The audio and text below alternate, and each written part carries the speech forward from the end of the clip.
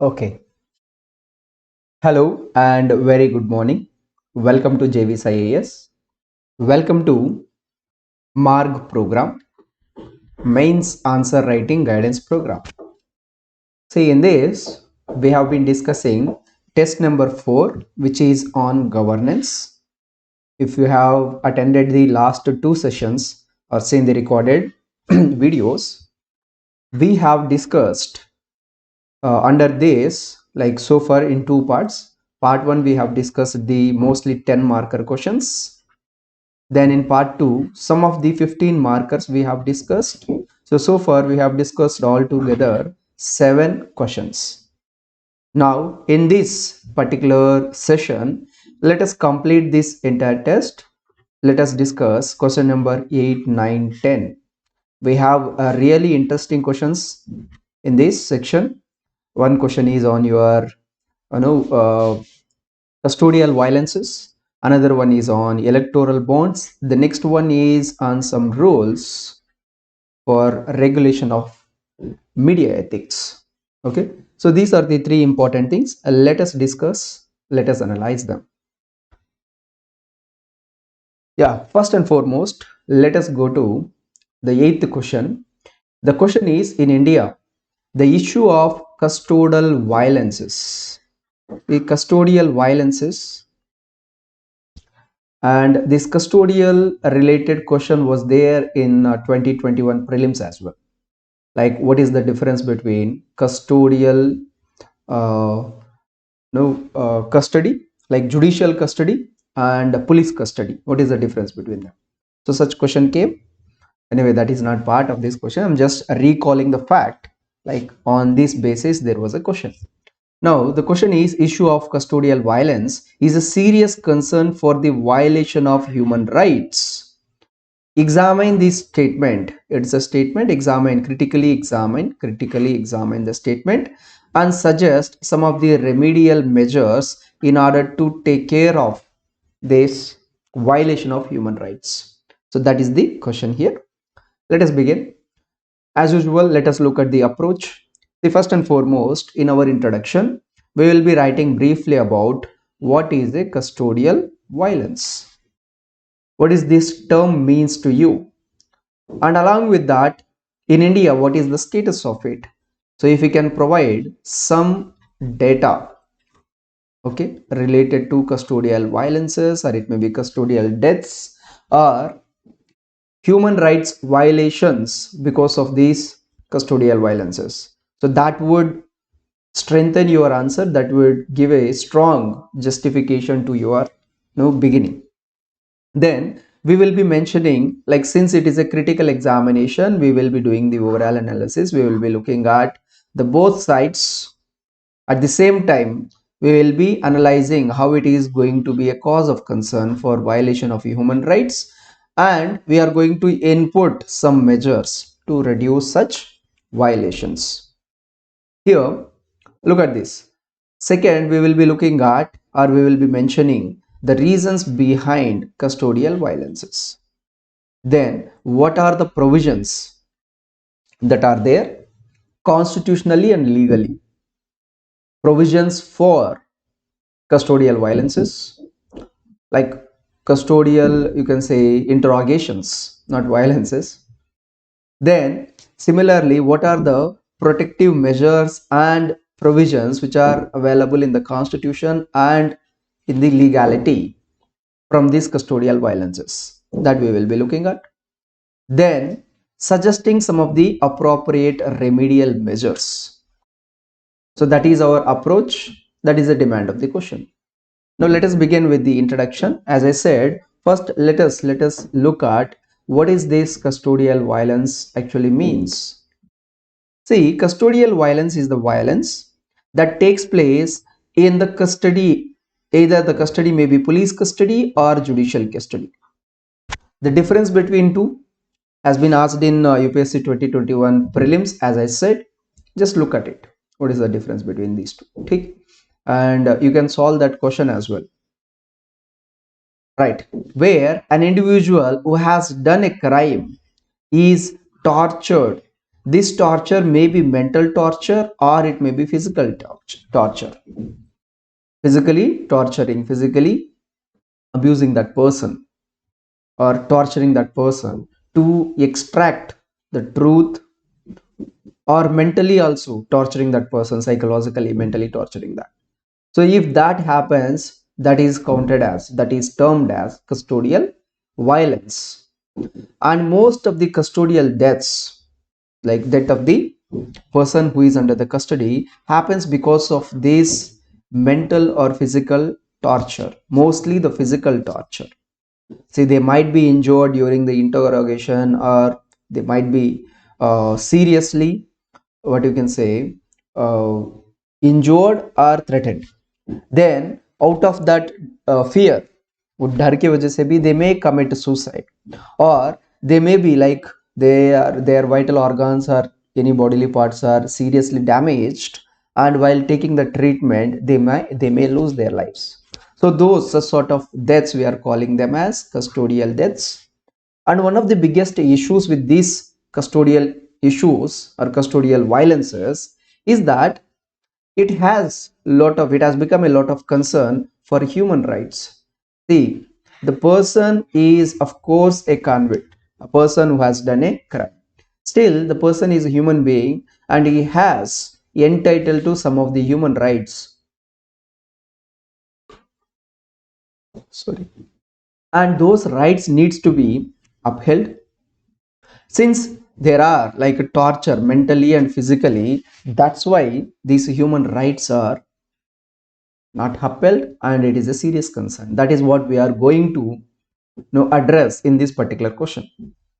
And this crime is an outburst against the humanity and is one of the many root obstacles in the democratic country. So this will be a proper or appropriate introduction to your answer. But this only tells about custodial violences, what is the meaning of it, and how it is a serious concern for human rights. So for this, we need to justify whatever the statement that we made, we need to justify it with authentic data. So for that, we need to refer to some of the sources. And here, when I am referring to the sources, please look at the authentic sources only. One of such authentic sources in the field of crimes is the National Crime Records Bureau. So this body, it is dedicatedly set up to gather all the information which happens with related to the crime. It will be compiling, it will be analyzing the data. So according to this data, between 2001 and 18, okay, only 26 policemen who are being filed out of all the cases that have been filed. Like say there are close to 1700 cases, 1700 violences, out of which only 26 persons have been convicted for these custodial violences, and the rest of the people have not been. So this shows the gravity of the situation. There are like close to 1700 cases of violations of human rights or custodial violences, out of which only 26% got convicted, remaining almost more than 1660 cases, they have been like acquitted, they have not been justified. So that shows the gravity of this particular custodial violence. Then at the same time, look at it, only 4.3% of 70 deaths which happened in 2018, they were attributed to the injuries during the custody. That too due to physical assault by the police. जब interrogate करते हैं या कुछ information extract करना है, उस time पे police क्या है, मारपीट करते. We might have seen it in the movies also. So उस टाइम पे if that goes beyond certain limit, if that goes, or if that damages the vital organs of the humans who are in the custody, that might lead to the death of the people. Okay? That is another issue. Then see, apart from this, look at it, look at this data. The only few states, that too at a very sparing rate, they are like pursuing these custodial violence cases and they are bringing justice to them. Rest of the areas, there is just only administrative procedure. There is no judicial procedure, judicial process. Judicial process is not there. Only administrative process, administrative explanation will be asked from a policeman who has committed this custodial violence, and if it is justified, then the person is acquitted. Nothing, no action is taken on him. So that kind of created a kind of laxity in the people related to law. There is no particular law in India for this anti-torture. Okay. So that's one of the reasons why there are more number of custodial violences. Okay. Now let us look at the reasons behind these custodial violences. As I said, there is no strong law. There is no dedicated law for particularly this anti-torture or against the torture. And is India yet to criminalize the custodial violence. अभी तक custodial violence जो है, it's not a criminal offense. They are needed to give that administrative explanation, किस वजह से उन्होंने ये वाला टॉर्चर किया है, या उस टाइम पे कैसे वायलेंस हो गया है, या how that has led to the death of the person. इनके लिए एक्सप्लेनेशन देना होगा और उनके ऊपर एक्शंस होगा. बस जुडिशियल लेवल पे अभी तक नहीं है, क्रिमिनलाइज नहीं किया है. And second thing is India, why this absence of strong legislation? Simply India state, like we as a country, we either denies the existence of the torture in our country because international arena में black ash हो जाएगा if we accept that yeah we do torture our like under trials in our jails. Nobody says that. Okay? But that is also a necessary evil to extract some extreme cases, to extract some truth. We needed that. And second thing is, even like that second point are, so even if there is like torture, it defends it. It defends it ki it is needed in order to extract truth. Okay?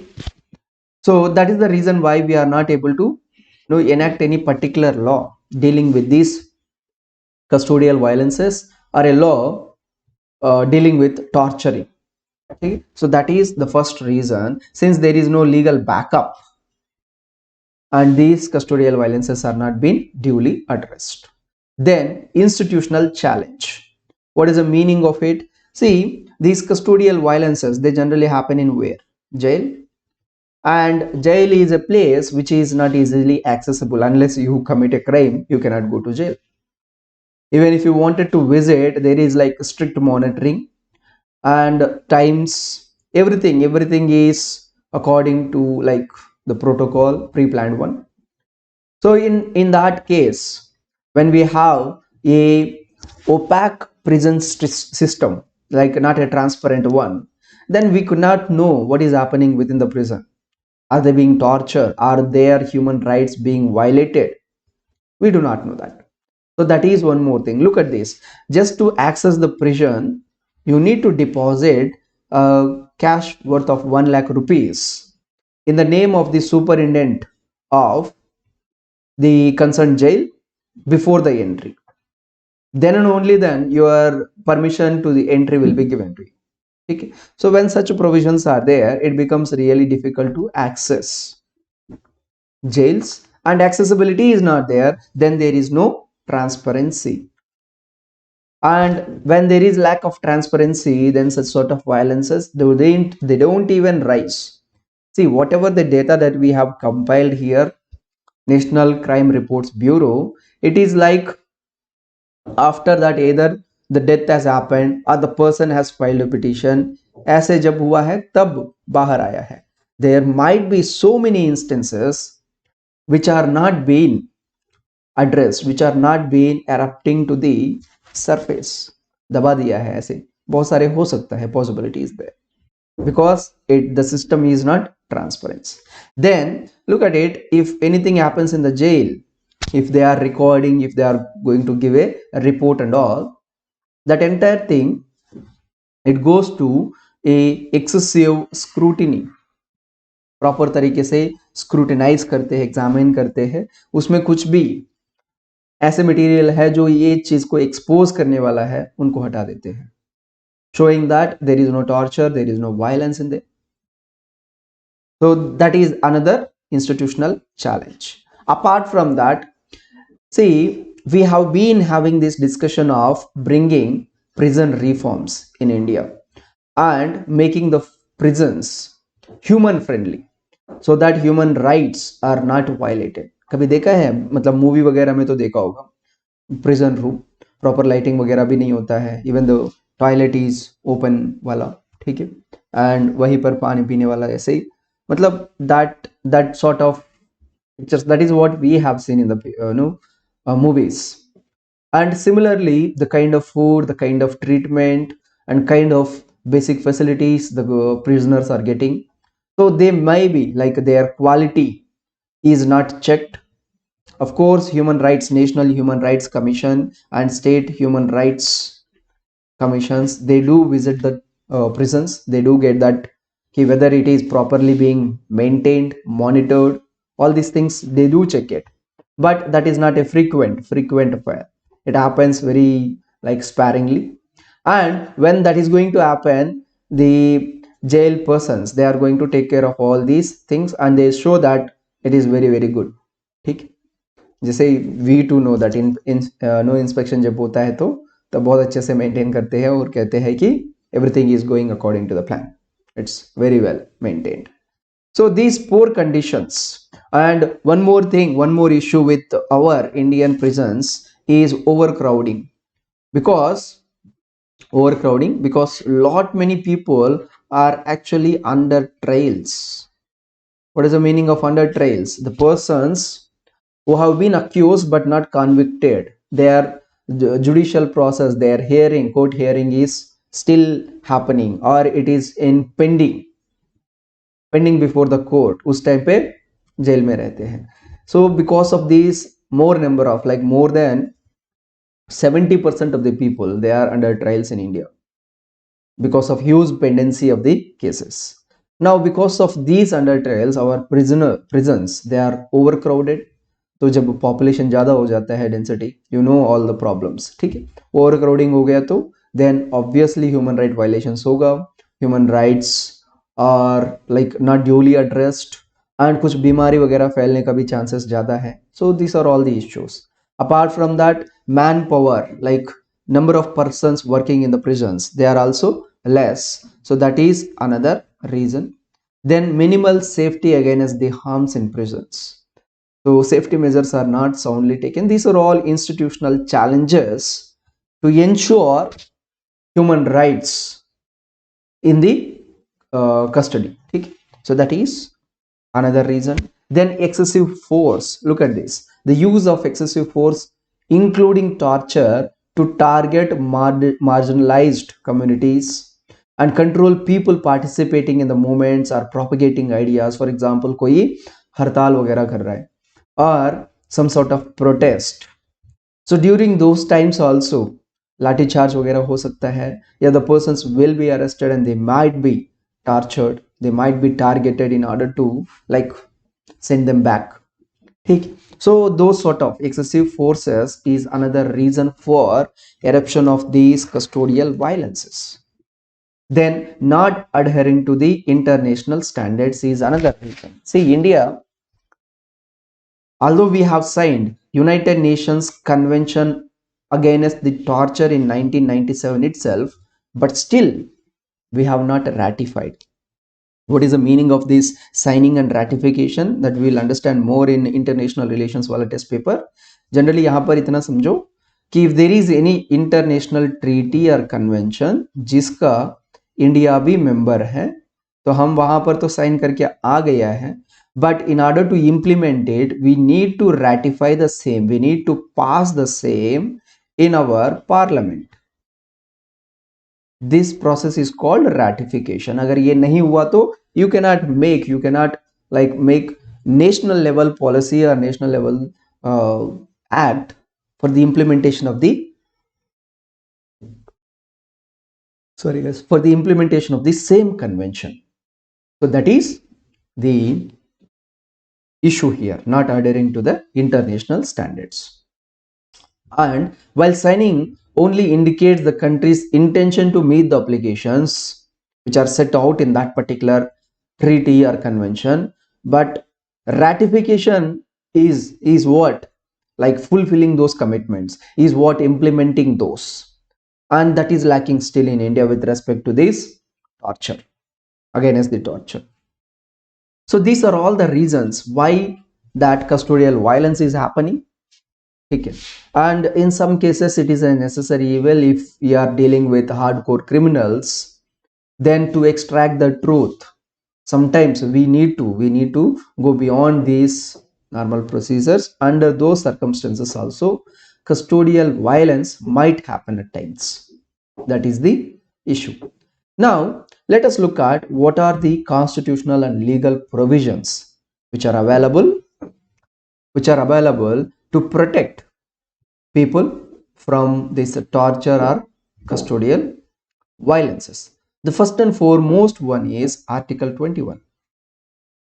See, you know this already. We have discussed about Article 21 in your polity test number 1 and 2. See, the article says your right to life and personal liberty. So, however, when we are saying right to life here, it means it is a dignified life, not a animal kind of life, humane life. So, in order to ensure dignity in this life, then you need to treat the humans humanely. So, वहाँ पर अगर if these violences are happening, if their rights are infringed, then it is a direct infringement of Article 21, and the aggrieved person can directly go to Supreme Court, because Article 21 is a fundamental right which is guaranteed by the Constitution and defended by the Supreme Court. So under your Article 32, which talks about constitutional remedies, you can move to Supreme Court for the violation of the same. But however, the number of cases, number of people moving to Supreme Court are very less, because in the first instance, what is the challenge? They are not exposed. They are not, like, because of this lack of transparency in the jail system, we are not getting to know whether it's a sort of tortures or these sort of violences are happening in the jails or not. Okay? That's the one constitutional measure which is available to protect us from any sort of torture, particularly in the custody of the police or judicial custody. Then second is the right to console is also a fundamental right under Article 22 clause 1. See, Article 22, it deals with that protection against detention. So here you have two types of detentions. One is punitive detention, another one is preventive detention. The protection whatever that is available to you is under this punitive detention. Preventive detention में restrictions ज़्यादा है. That's to stop somebody from committing a crime. लेकिन punitive जो है, आप already commit कर लिया है या ऑलरेडी एलिगेशन है, तो उनको पनिश करने के लिए या उनको रिफॉर्म करने के लिए जो है, दैट इज प्यूनिटिव डिटेंशन. ठीक. So this is the concept of this, and even under this also you get certain constitutional protections against custodial violences or tortures. Then CRPC, section 41 of CRPC, it was like amended in 2009 to include certain safeguards, particularly which are dealing with your custodial violences and to ensure human rights. See, so that the arrest and detention for interrogation, they have a reasonable ground and a documented procedure.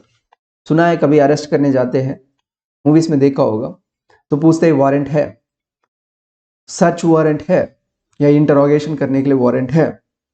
तो these procedures, documented procedures have been established here so that it can be made transparent at least to the family, friends and public, thereby they can go with this legal protection and legal presentations.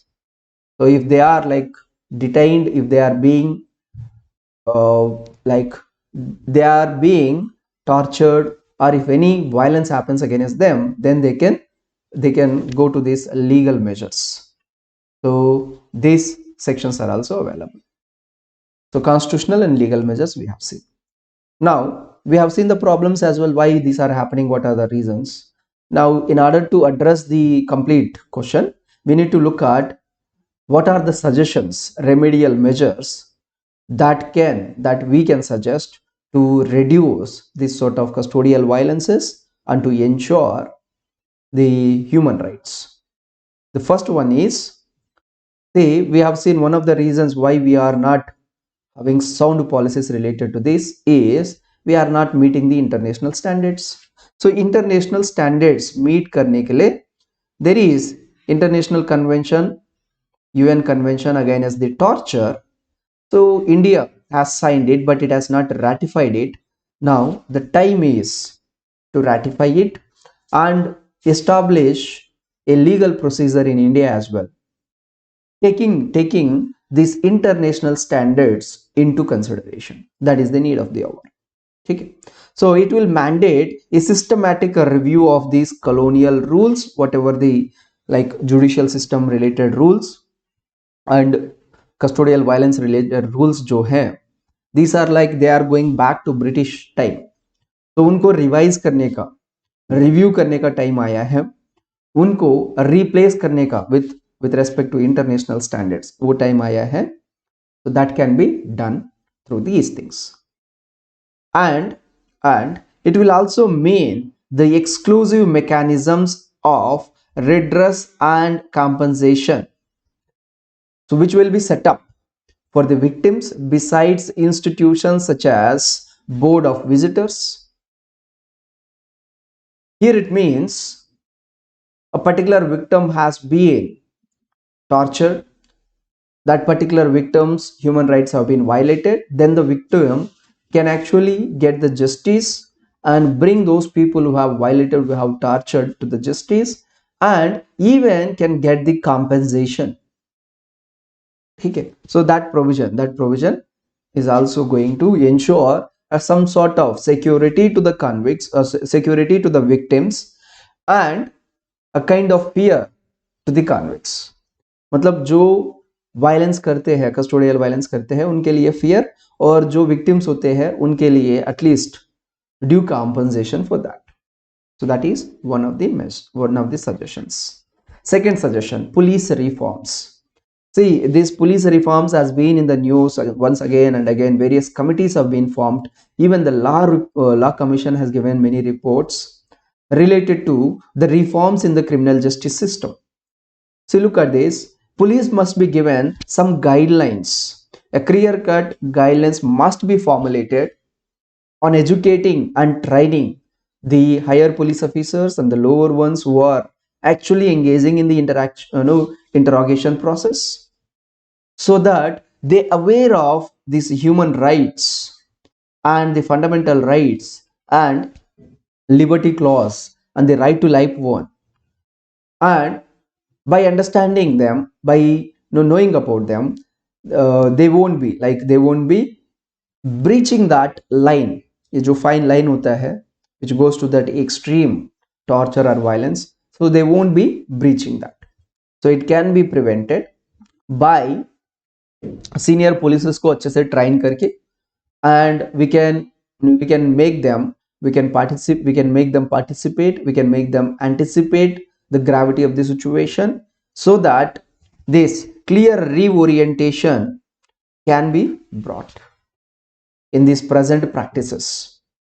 Reforms can be brought in these present practices.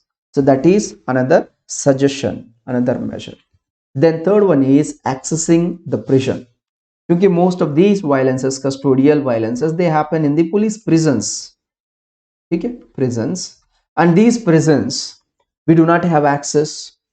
See, just now we have seen, agar access karna bhi hai, you need to deposit 1 lakh rupees on the name of superintendent. ठीक.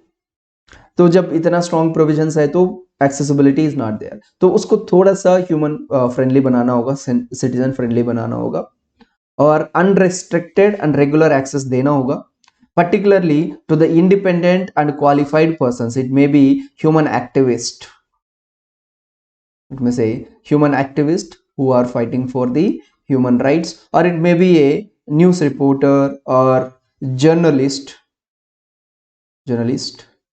ऐसे people who can like voice for the human rights, ऐसे people को दे सकते हैं.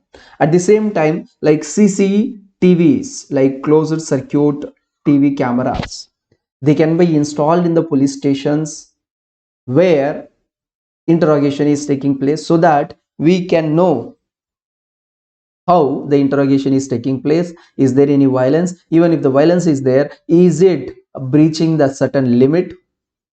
तो ये सारी चीजें हमें पता चल सकती है.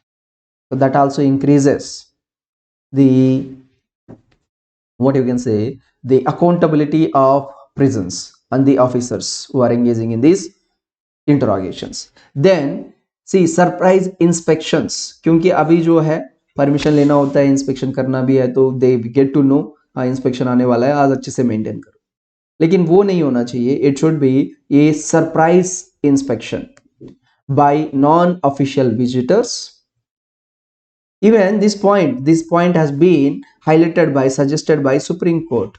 In order to ensure the human right violations, it said there should be no inspections by the non-official visitors, so that there will be some sort of accountability on the prison personnel, and they will take care of all the human rights in those prisons. So just imagine the situation of the women in the prisons. That too, the vulnerable women, it may be pregnant woman or a disabled woman. तो उनका और situation देखो कितना गंदा होगा. ठीक. So वहां पर ह्यूमन राइट वायलेशंस को अपहोल्ड करने के लिए ऐसा sort of inspections should be there, so that it becomes a norm, not an exception. Like whenever there is like informed inspections, then there will be special treatment to these prisoners. जब वो नहीं है, treatment अलग होगा. तो इसलिए अगर इसको नॉर्म बनाना है, अच्छा वाला ह्यूमन राइट्स को वहां पर अपहेल्ड करना, not just like special situation, then we have to ensure surprise inspections. ठीक है. So even that is been suggested by the Supreme Court. By that also we can improve upon this, and we can reduce custodial violences. Then coming to the next one, like I said, many commissions including law commission has given many recommendations, and in its report 273rd report, please remember the number. Under this report, the commission recommended that those accused of committing custodial torture, let it be policeman, let it be military person, let it be paramilitary person, let it be even the staff, jail staff, let it be even the higher authorities, it doesn't matter, they should be criminally prosecuted.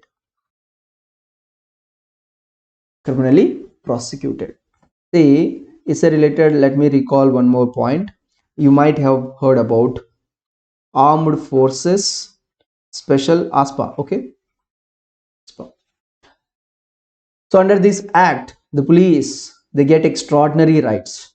The armed forces, they get paramilitary. Sorry guys, since the interaction is not happening, physical interaction, that might be the reason why I'm anning, so ignore that. Yes, the paramilitary persons, they have these extraordinary provisions, powers under this act, and often at times this leads to even extrajudicial killings. Extrajudicial killings. इससे related Supreme Court ने एक strong verdict दिया था कि we won't be entertaining, if found guilty we will prosecute them, even if they are paramilitary persons or military persons or police persons working under AFSPA. Still, if this extrajudicial killing is there, extrajudicial violences are there, those things we won't entertain. ऐसे ऐसे यहाँ पर भी एक strong message देना चाहिए कि if any custodial torture is happening, then they will be criminally persecuted. That means simply it has suggested that criminalize this offense, which is not a criminal offense. It's just they need only, they will be facing only mere administrative action. So that has to be changed in order to ensure that custodial violence is not happening and human rights are upheld.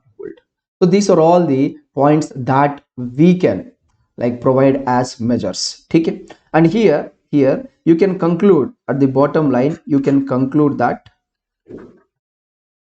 see, you can link it with the under trials where you can provide, see, why these custodial violences ज़्यादा होता है and human rights violations ज़्यादा होता है over crowding की वजह से या अंडर ट्रायल की वजह से. सो ये जो अंडर ट्रायल्स है,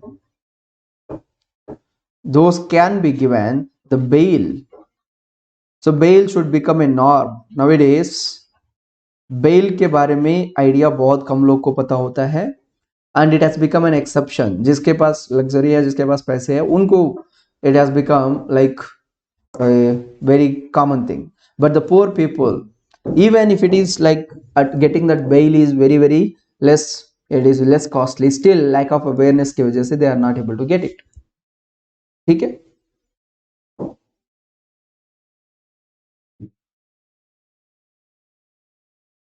Yes, sorry guys.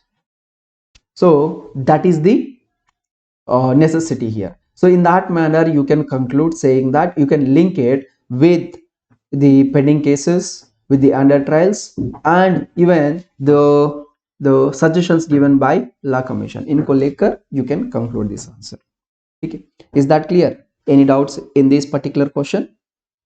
So what we have done here, we have looked at what is the meaning of custodial violence, then what are the reasons for it, and how can we improve upon those things, how can we reduce these custodial violences and increase human rights. Okay? So that is the entire question. Now let us go to the next one.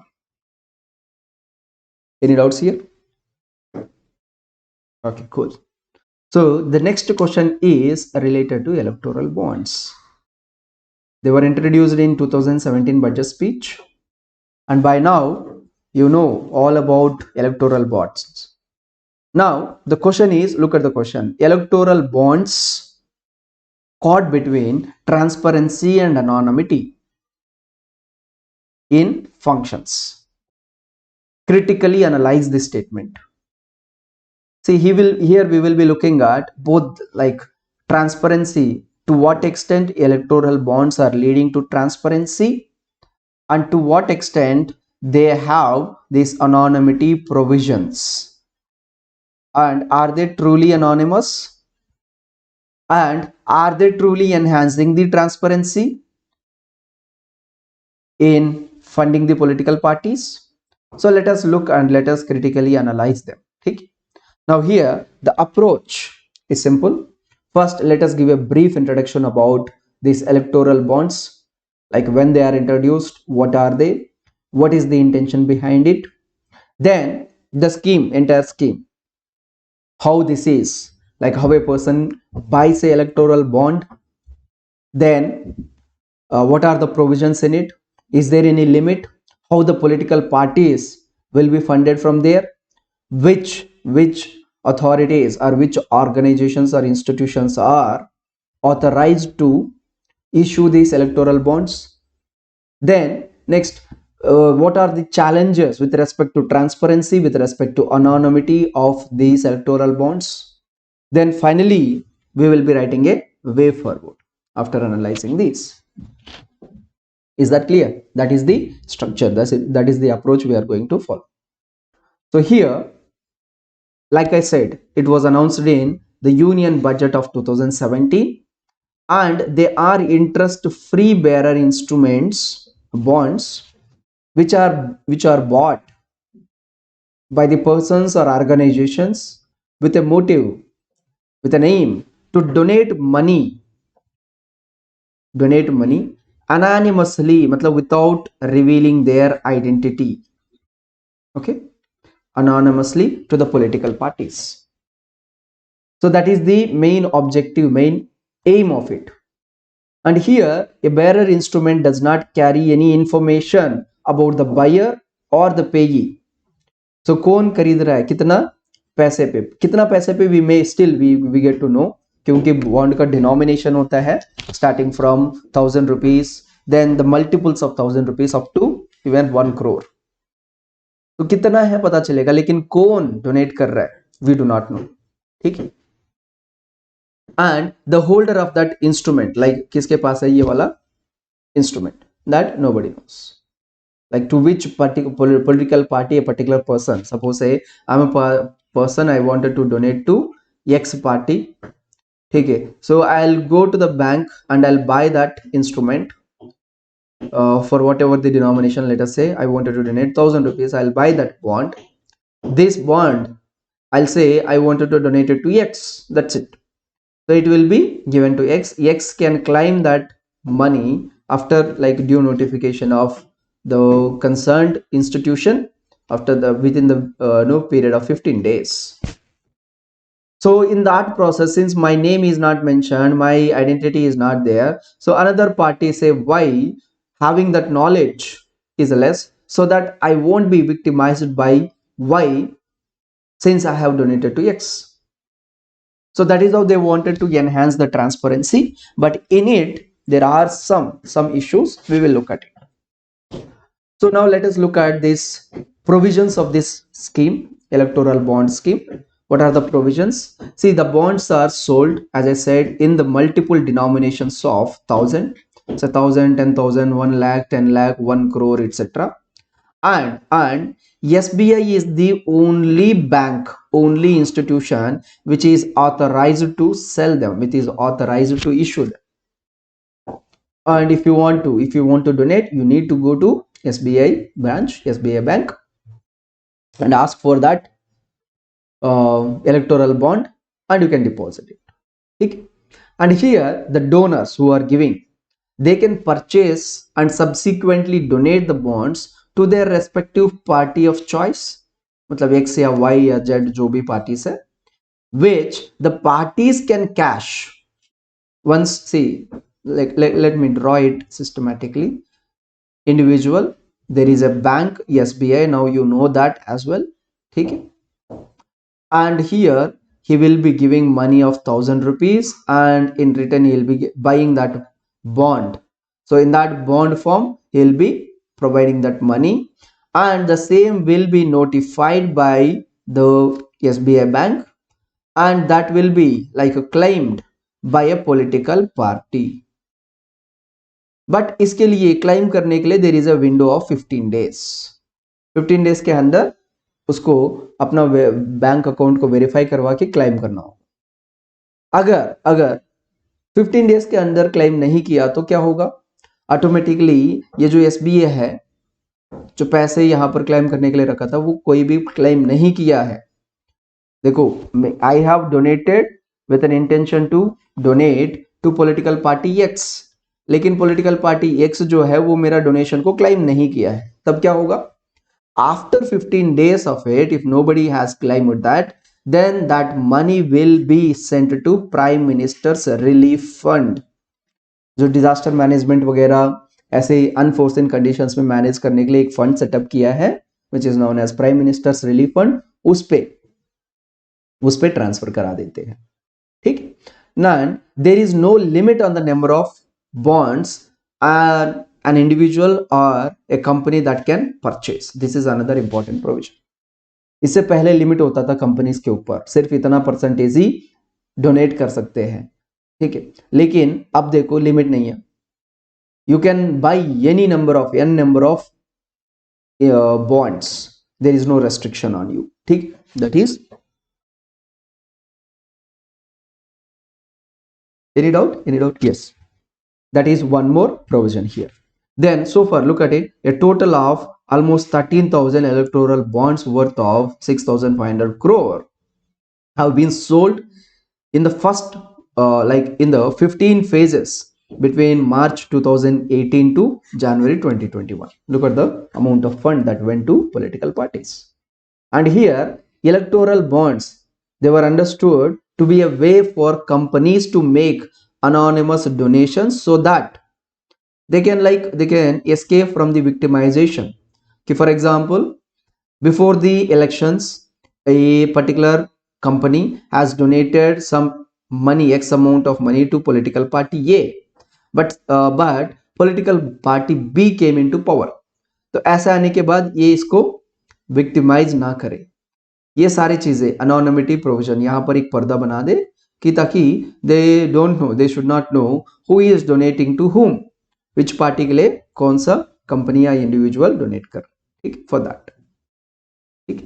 And here electoral bonds were understood, like I said, understood to be a way for companies to create that anonymity so that they can anonymously donate.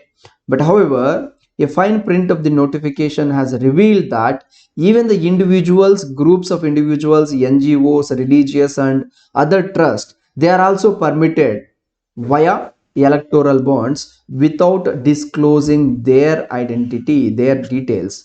Even like it may be true for an individual or an NGO or a group of people or a family or even a company. So anybody can hide their identity and seamlessly donate it to their respective political party. So that is the intention behind it. That is the provision of the scheme. Now let us look at what are the challenges associated with these electoral bonds. सबसे first, it is blow to democracy. Why? Through an amendment of Finance Act of 2017,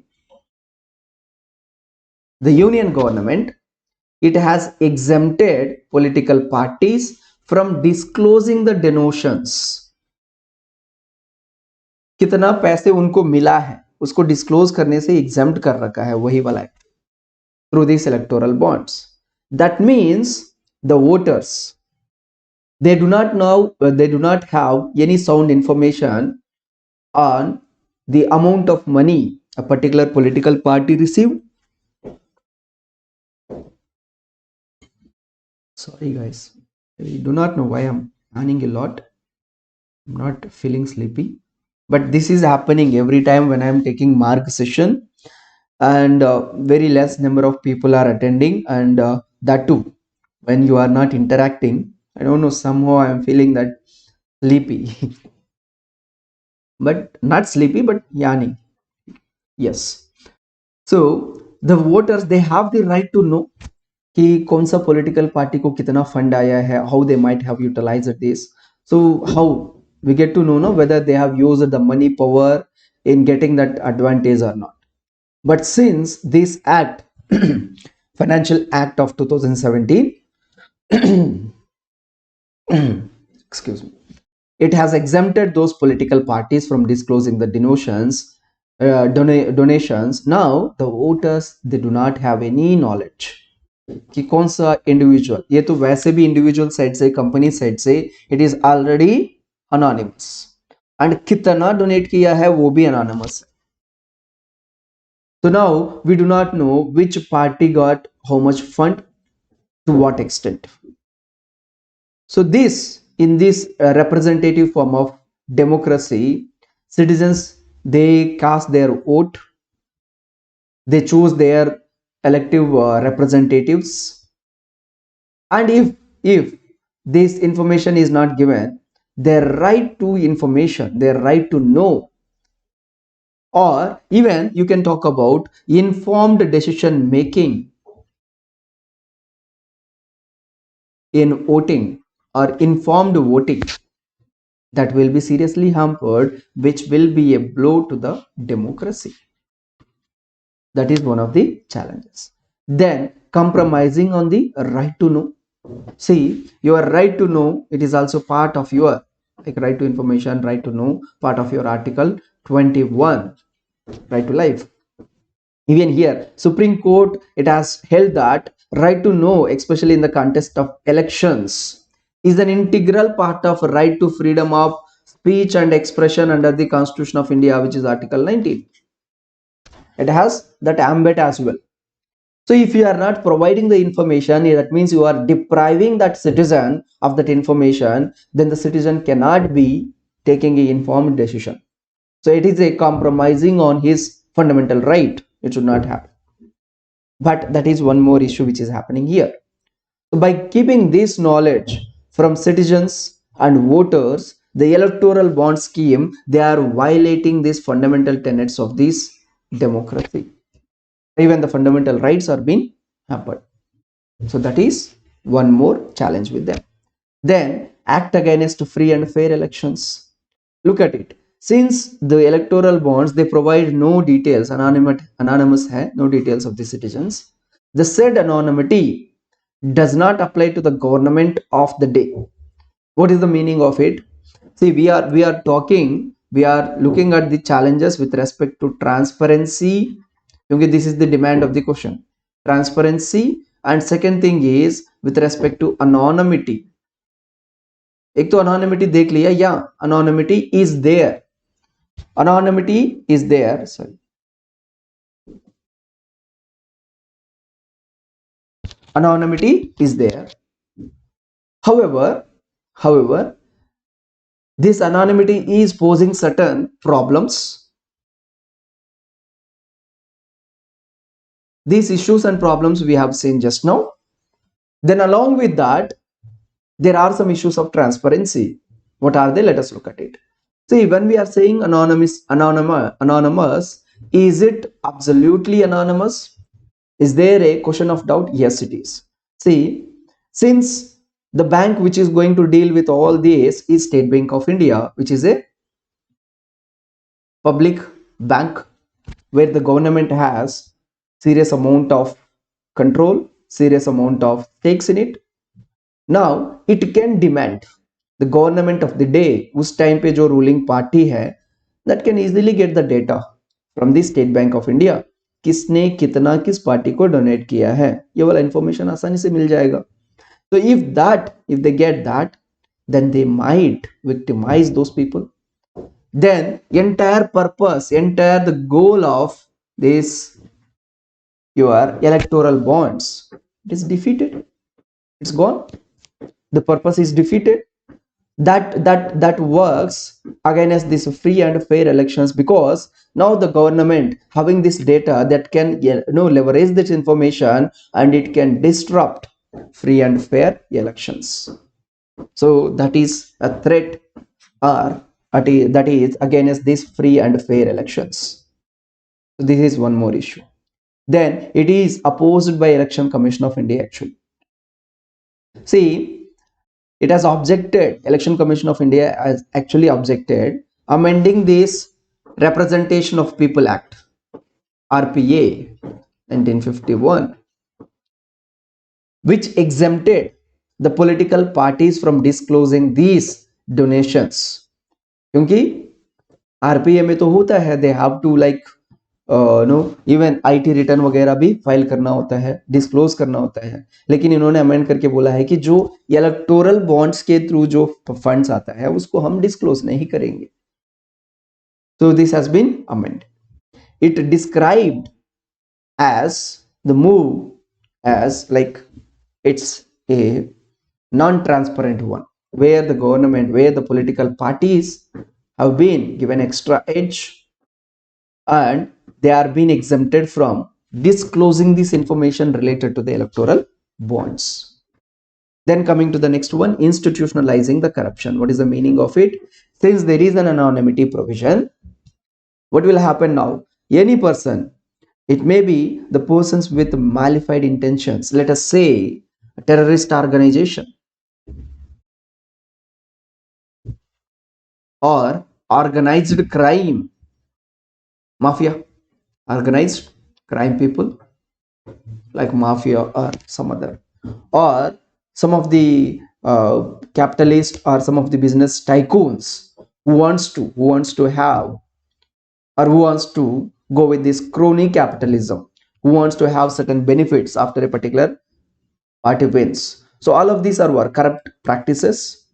Even the persons with these corrupt intentions, malified intentions, they can also donate. So what this act has done, this has removed all pre-existing limits on the political denotions and make it open. Even the limit has been lifted. So to any extent, any person can donate. Simple. So as a result of it, it is like done. So it may lead to institutionalization of this corruption. Corrupt practices के through जो पैसे कमाते हैं वो यहाँ पर लगाने का चांस जाता है. And then from there they might get the benefits. So this is another problem, another challenge with it. Apart from it, it has one more provision I should have discussed here. Let me put it here. Here it made one more provision that any person who is donating about 2000 rupees, matlab below 2000 rupees, they can provide it in the form of cash. If it goes beyond 2000 rupees, that has to be a digital payment or a payment through check के through या demand draft के through, or it may be through digital mode. ऐसे पे करना चाहिए करके एक और प्रोविजन लेकर आए. But see it's not going to be a big deal, क्योंकि देखो अगर if a person wants to donate 20,000 rupees, ठीक है, पहले 20,000 रुपीज डोनेट करते थे at a time. Now that person will break into 2000 2000 2000 and 10 people को देखकर 10 बॉन्ड्स खरीदने के लिए कह सकते हैं. And enough number of karyakartas are there with each and every political party. It is a very feasible thing. So that is one more provision I should have discussed. So that is one more thing. So these are all the issues which are like, some of them are there which are good for anonymity, and this anonymity is providing that extra protection to these donors. That is good. Donors, that is good. But this anonymity also has the bad, क्योंकि हम critical analysis कर रहा है. The bad side of it is that it might promote that corruption, or might threaten your free and fair elections. Similarly, you have transparency related issues. Like let me give that example of SBI Bank having the data, and data can be accessed, or it can be breached by whom? By the government of the day. Any doubts? Let me look at the comment box once.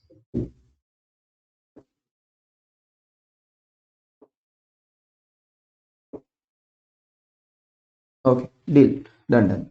So after understanding those, let us look at a way forward for this. What should be the way forward?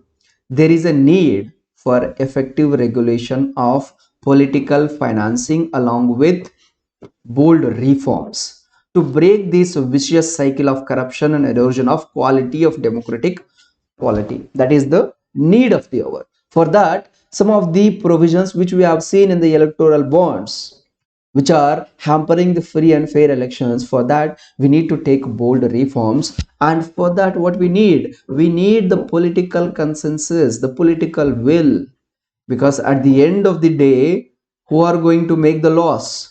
It is the politicians, and there must be a political will to take these bold reforms.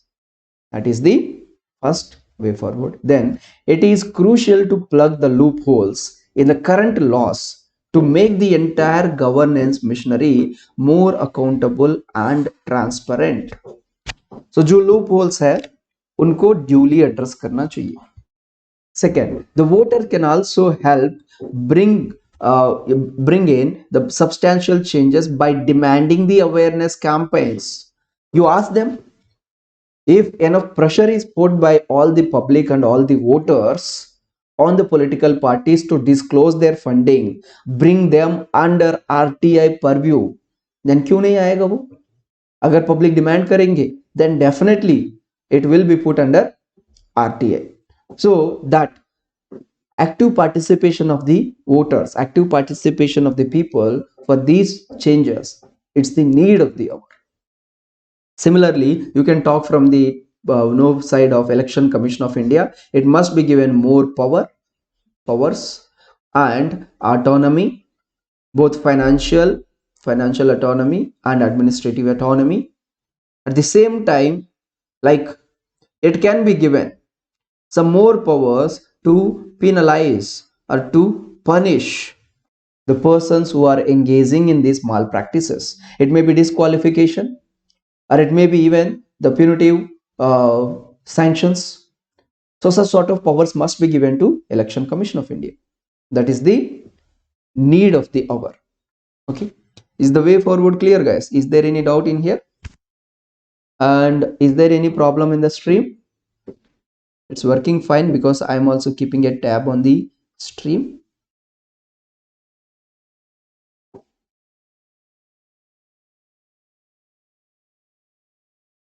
Yeah, it's working fine.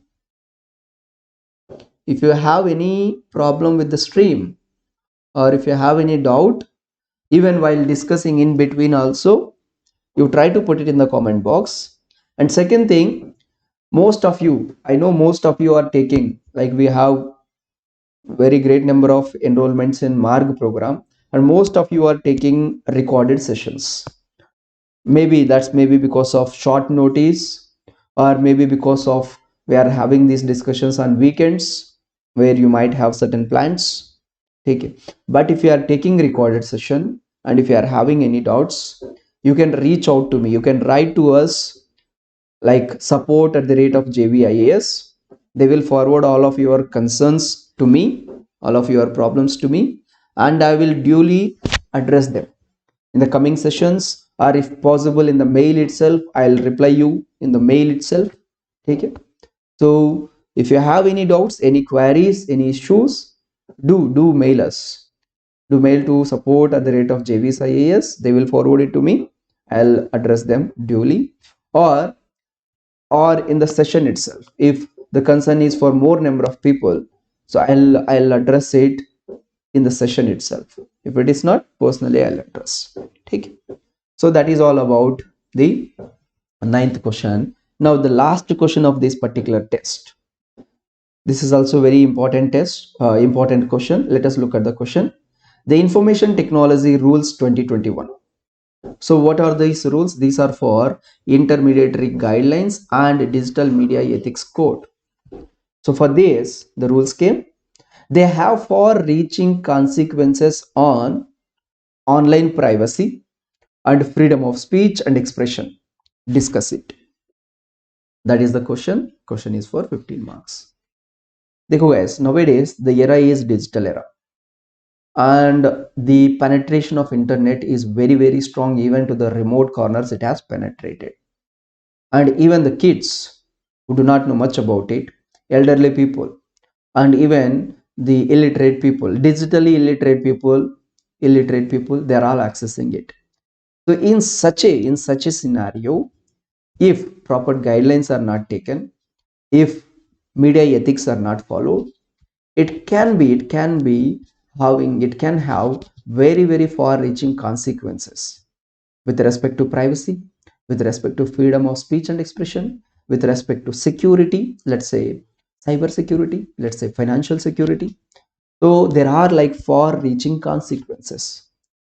So in that sense, the present information technology rules 2021 जो है उसका role क्या है, and what bearings it has on this online privacy and freedom of speech and expression.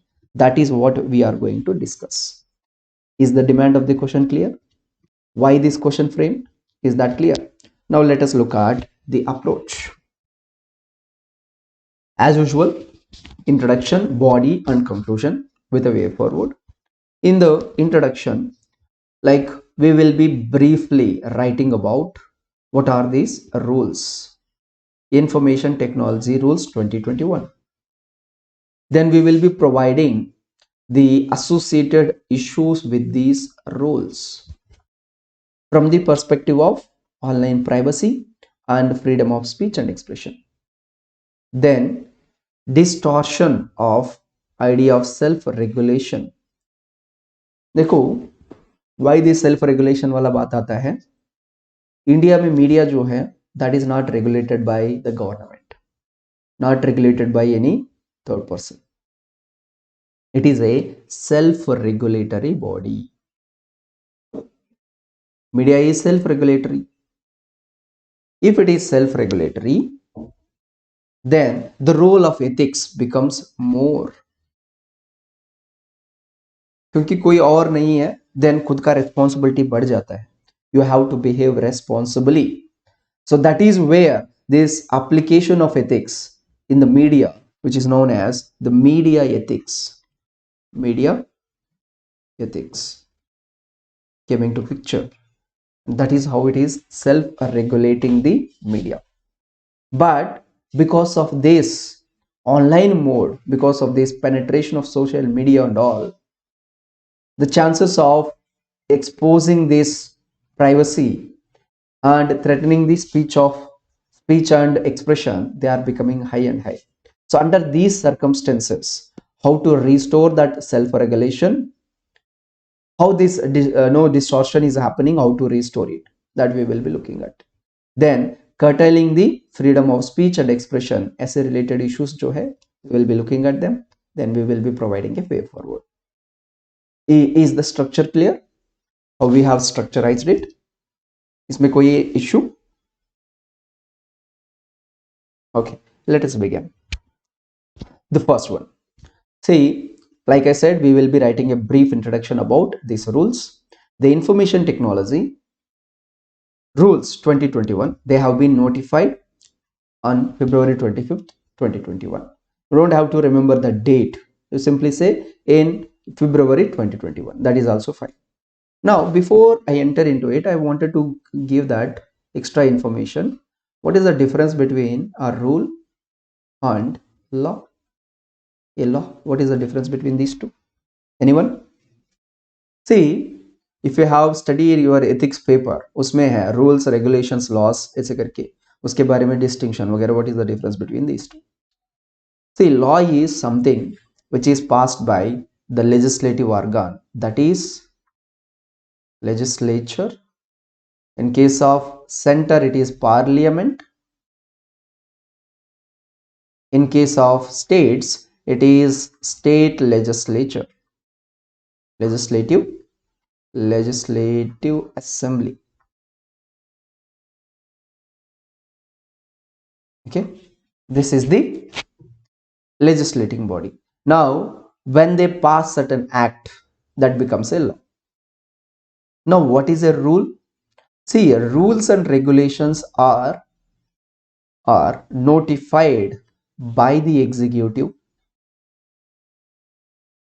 like bureaucrats, the government. They will be notifying rules and regulations. They are set of standards, set of guidelines. For what purpose? In order to implement the law. Law को implement करने के लिए जो guidelines बनाते हैं कौन? The executive, the government, the bureaucrats. Those guidelines, they are called as rules and regulations. So rules, they do not have legal backing. They are extra points, which are extra guidelines, which are made by the executive through executive resolutions in order to implement a certain law. Is that clear? So that is the main difference. Now with that difference, let us enter into this question. So it has been notified under that Information Technology Act. See, look at it here. Here जो भी मैंने concept समझाया था उसका point यहाँ पर आ जाएगा. देखो, Information Technology Act is the law.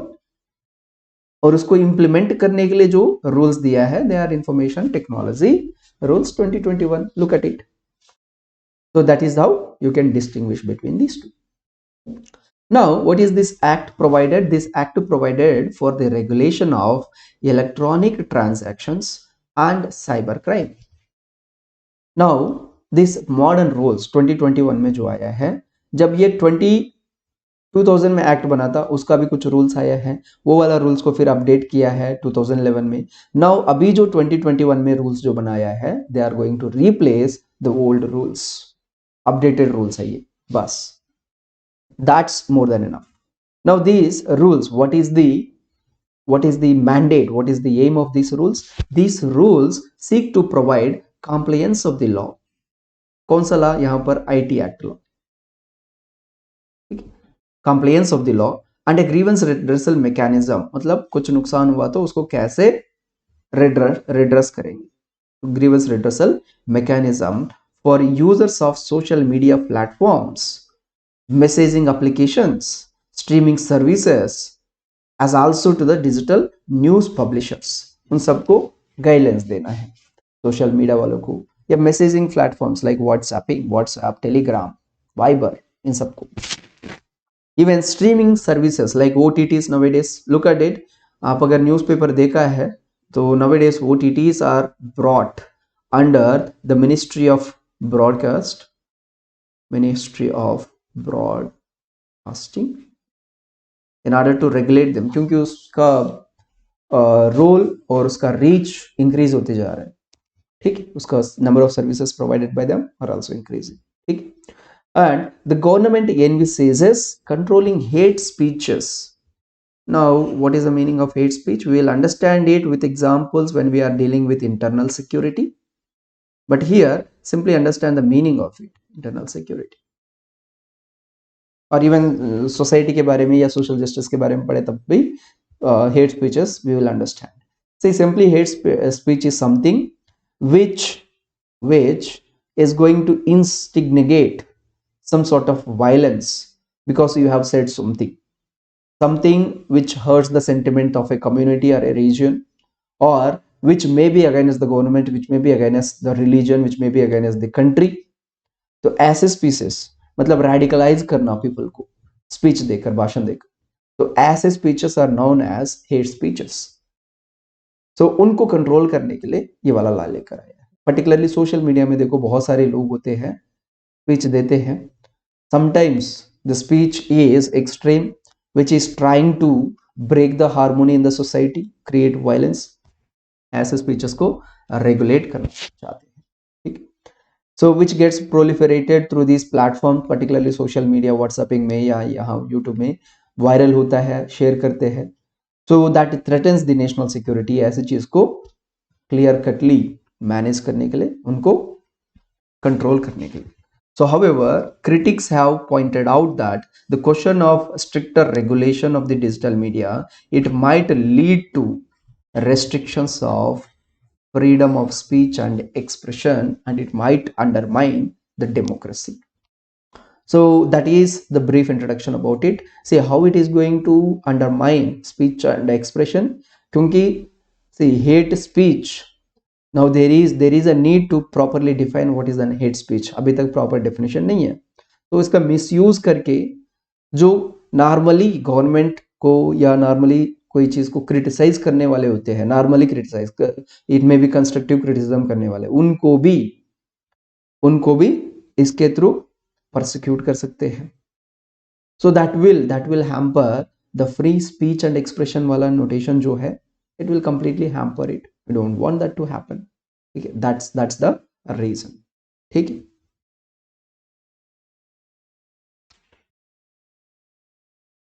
Then comes what is the need for these digital media regulations. See, first is we need to ensure the compliance of the law. That is the main goal here. Look at it, compliance of the law. So we have many domestic laws.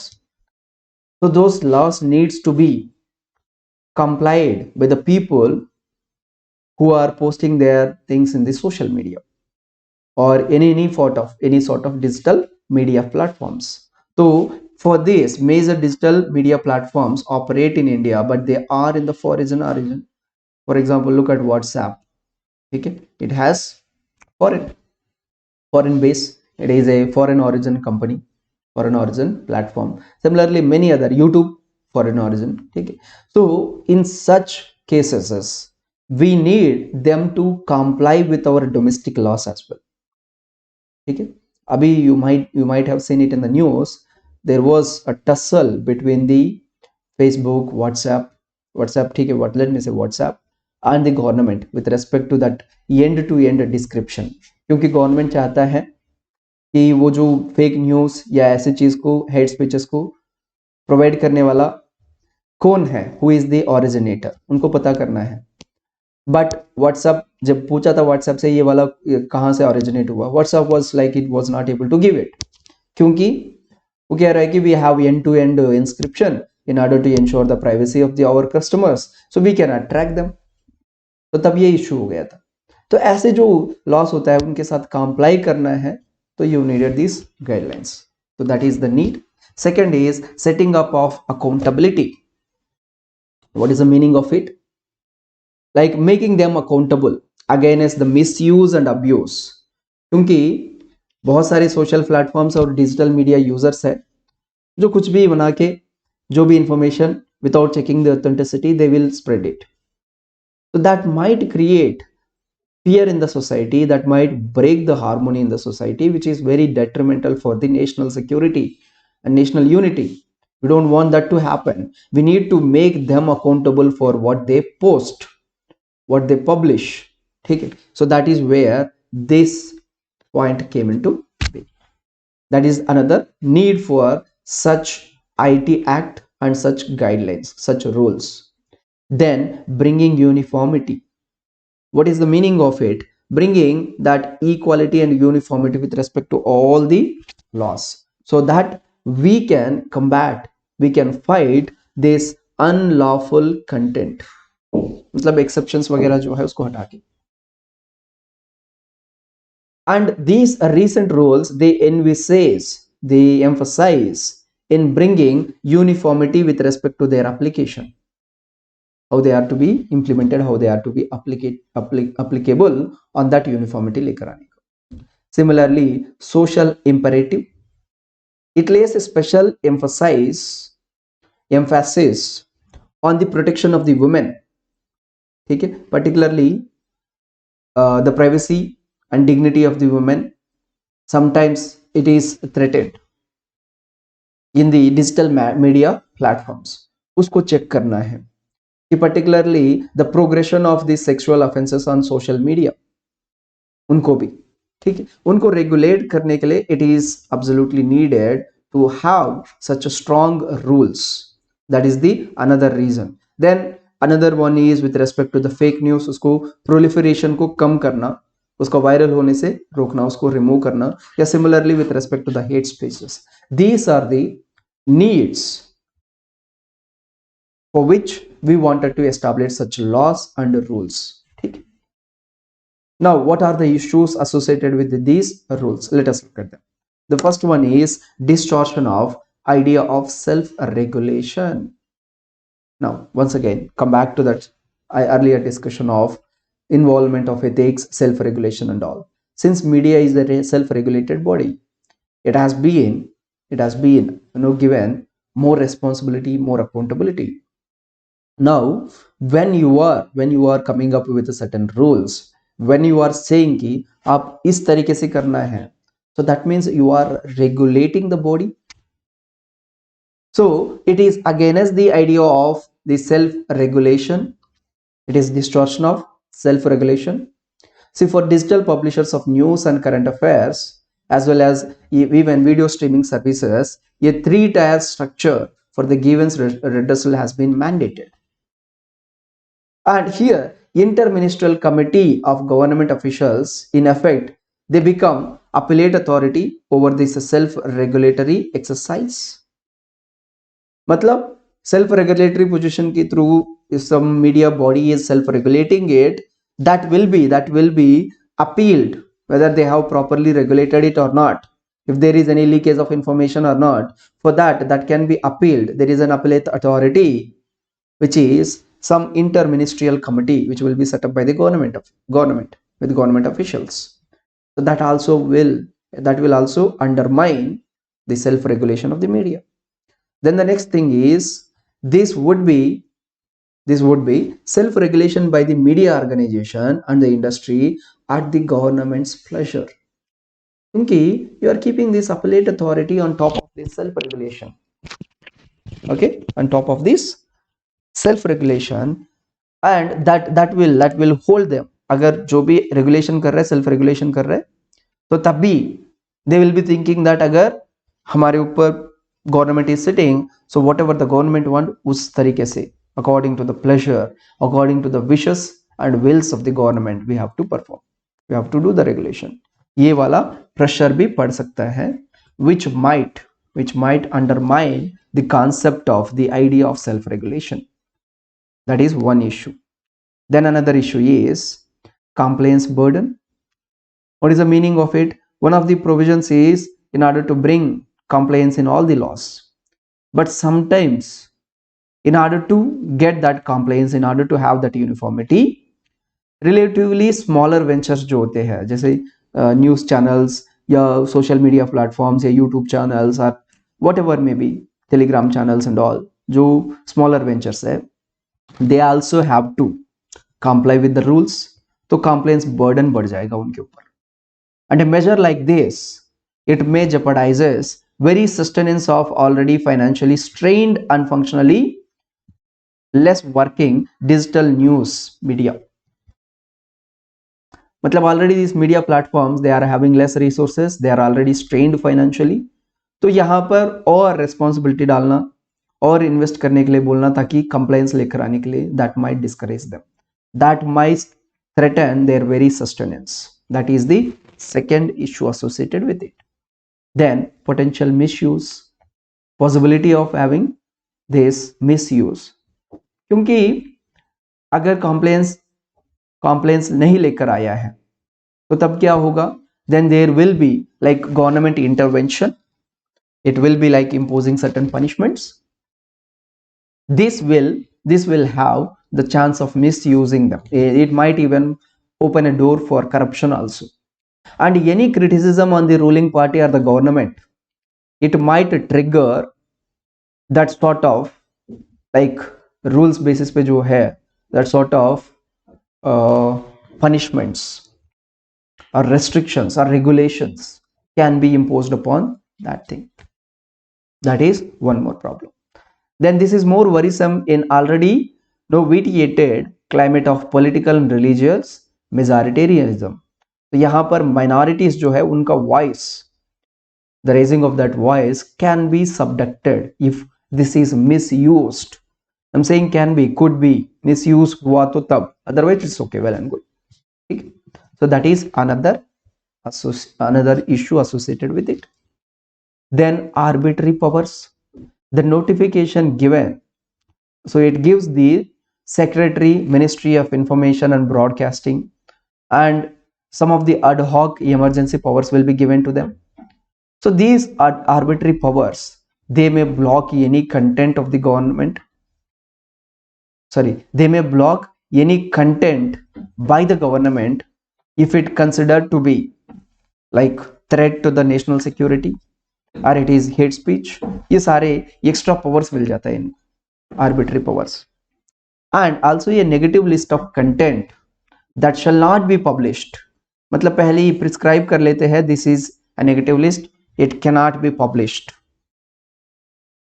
which can have reasonable restrictions on freedom of speech and expression. That is another issue, another problem here. Then eroding the pillars of democracy. Guys, this media, if you can recall, media is one of the pillars of democracy. You have the legislature, you have the executive, and you have the judiciary, and this fourth pillar is media. And it provides vital and genuine information. See, sometimes fake news is also there. That is the reason why we wanted to we have come up with this sort of strict rules in order to take care of it. But there are some media platforms which are providing the genuine information, which are providing the citizens with the right to information. So if they are being regulated, their right to speech and expression, it will be seriously violated, which is a fundamental right. Similarly, the citizens may be deprived of the information. Citizens may be deprived of information. So if this information is not there, then the principle of democracy is not upheld. We want to inform the people so that we can have citizen-centric and citizen participatory laws or schemes. Okay? That is one more thing which will erode the pillar of democracy by regulating the media. Too much regulation, ठीक है, I'm talking about too much. Then problem in tracking the first originator. This is the point I was discussing when I was referring to end-to-end encryption. So when a particular hate speech or a malified content or a fake news is going viral, you need to trace the originator so that the person can be punished and the message can be deleted, source can be deleted. But tracing that person, tracing that originator, it may become very, very difficult because privacy ensure karte, there are like tools like end-to-end encryption. So that is where this is going to be another challenge. Now, how to deal with this? What is the way forward for this? Number one, regulation has an important place in liberal democracy. Lekin this regulation has to be it should not be a strict one. It should be a proper one, so that enough conducive environment has to be given so that the sensitive content is not threatened by the regulatory mechanism. The scope of strong government intervention could become an operational nightmare, and it may hamper the creativity, it may hamper the freedom of speech and expression of the media and of the people. So वहां पर your regulatory mechanism has to be a cautious one, which does not hamper these two, which does not hamper the democratic principles. So that is the way ahead. Then deliberating with all the stakeholders. The solution to ongoing criticism about these rules is to start a fresh deliberations. Make a publication of this white paper, deliberate with all the stakeholders, get their viewpoints and implement them. It should clear-cutly outline the harms and duly address them. That is the need of the hour.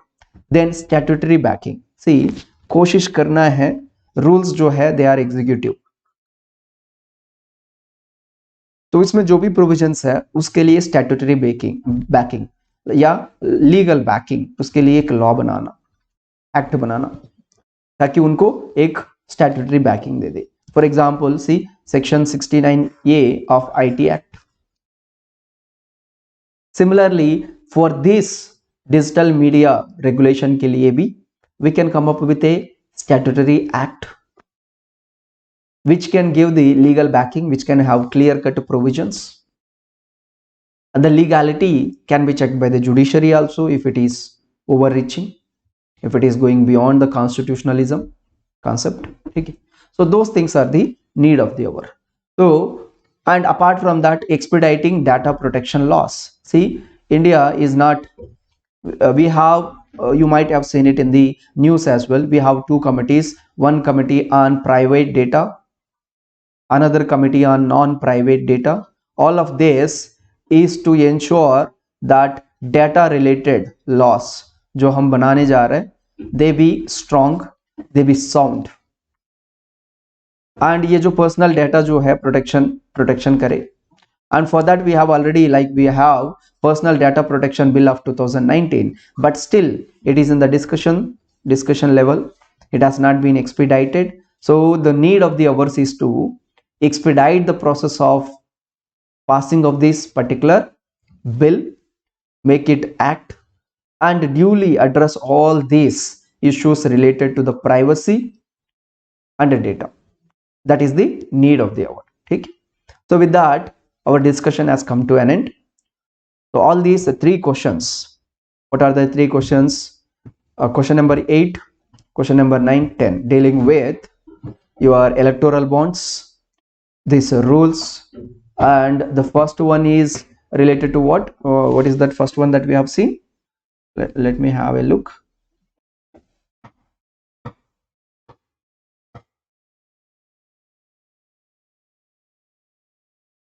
Electoral bonds we have discussed, and yeah, custodial violence, all of them we have discussed. Custodial violence is also very important one in the governance sphere. Okay? So these are all the things that we have discussed as a part of test number 4. Now, since test number 4 is done, we will be beginning with the test number 5 discussion. So those who have not written the test, please write it, submit it. Our experts will evaluate it. I'll also look at some of your copies and evaluated copies to give you the feedback. And test number 5 we will discuss. Test number 4 is over. With this, test number 5 we will start discussing from tomorrow. So that's it for today's session. Thank you very much. Have a nice day. See you tomorrow. Bye bye.